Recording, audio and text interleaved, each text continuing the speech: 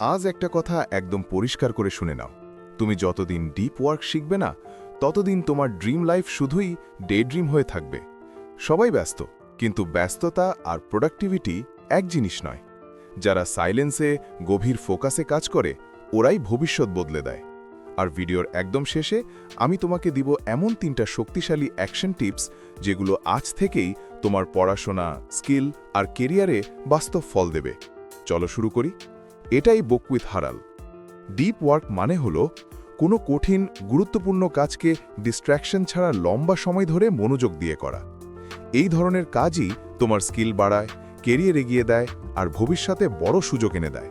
উদাহরণ: একজন স্টুডেন্টের গভীর ফোকাসে পড়া, একজন ক্রিয়েটরের শক্তিশালী স্ক্রিপ্ট লেখা, বা একজন প্রফেশনালের বড় সিদ্ধান্ত পরিকল্পনা করা, এসবই ডিপ ওয়ার্ক।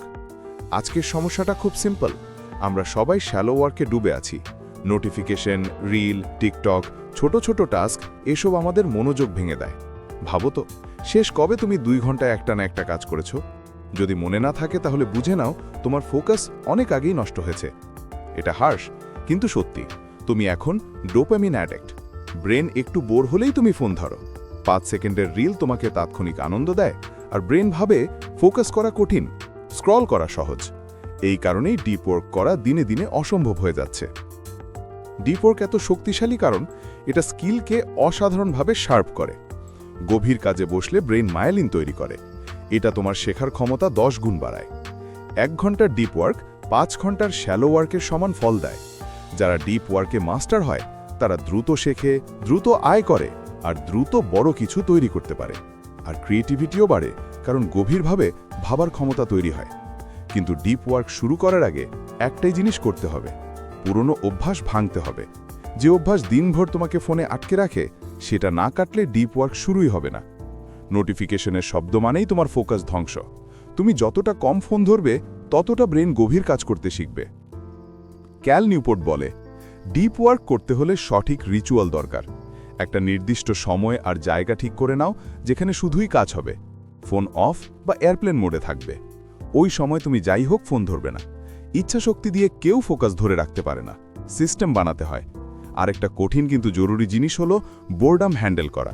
মানে ব্রেক টাইমেও ফোন নয়, রাস্তা চলার সময় রিল নয়, বাথরুমেও ফোন নয়।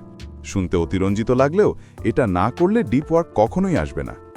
আরেকটা বড় পয়েন্ট হলো সোশ্যাল মিডিয়া ছেড়ে দিতে হবে এমন নয়, কিন্তু কোন প্ল্যাটফর্ম তোমার জন্য দরকার সেটা বেছে নিতে হবে।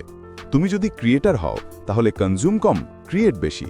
নয়তো তুমি বাকিদের মতো ব্যস্ত কিন্তু ফাঁপা হয়ে যাবে। এরপর আসে শ্যালো ওয়ার্ক কমানো।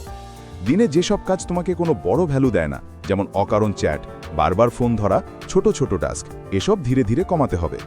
বইয়ের মতে যে কাজ তোমাকে ভবিষ্যতে এগিয়ে নেবে না, সেটা যত দ্রুত বাদ দিতে পারবে, তত দ্রুত তুমি ফোকাসড হয়ে উঠবে। ডিপ ওয়ার্ক শুরু করার সবচেয়ে কার্যকর পদ্ধতি হলো প্রতিদিন 90 মিনিটের গভীর কাজের সেশন। এটা হবে সম্পূর্ণ distraction free. Phone airplane mode, দরজা বন্ধ, কাজ একটাই। 7 দিন করো, নিজে অনুভব করবে মাথা হালকা, ফোকাস বেশি, আর কাজের গতি অন্য লেভেল। এরপর আসে টাইম ব্লকিং। দিনের প্রতিটা ঘন্টার নির্দিষ্ট কাজের জন্য ভাগ করে নিলে ব্রেন রুটিন তৈরি করে ফেলে, আর কাজ স্বয়ংক্রিয় হয়ে যায়। দিনের শেষে একটা ছোট শাটডাউন রিচুয়াল। আজ কি করেছো, কাল কি করবে, লিখে রাখো। তারপর বলো, শাটডাউন কমপ্লিট। ব্রেন বুঝে দিন শেষ, স্ট্রেস কমে, ফোকাস বাড়ে। আজকের দুনিয়ায় শুধু পরিশ্রম করলে চলে না। যে মানুষ গভীর মনোযোগ ধরে রাখতে পারে, সেই স্কিল শেখে দ্রুত, আয় বাড়ায় দ্রুত, আর কাজের মান উন্নত করে দ্রুত। ডিপ ওয়ার্ক হলো ভবিষ্যতের সবচেয়ে প্রয়োজনীয় স্কিল। যে এটা শিখবে, সে পিছিয়ে থাকবে না। শেষ লাইনে 3টে অ্যাকশন টিপস। প্রতিদিন 90 মিনিট গভীর কাজ করো, ডোপামিন ডিটক্স করো, স্ক্রলিং কমাও, টাইম ব্লকিং ফলো করো, ব্রেনকে রুটিন দাও। যদি মনে হয় এই ভিডিও তোমাকে সাহায্য করেছে, তাহলে লাইক, শেয়ার, কমেন্ট আর সাবস্ক্রাইব করে দিও। এটাই ছিল বুক উইথ হারাল। দেখা হবে পরের ভিডিওতে।